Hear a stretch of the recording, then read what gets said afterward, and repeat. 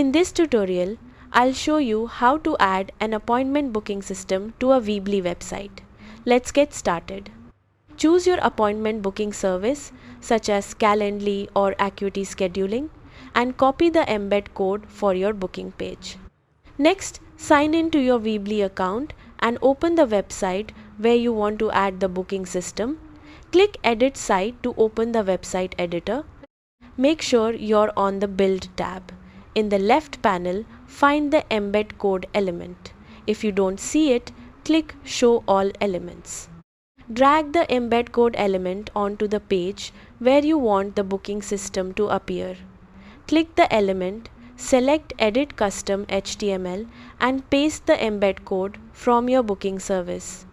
Preview your website to make sure the booking system loads correctly and that visitors can schedule appointments without any issues. When you're happy with the result, publish your website to make the booking system live.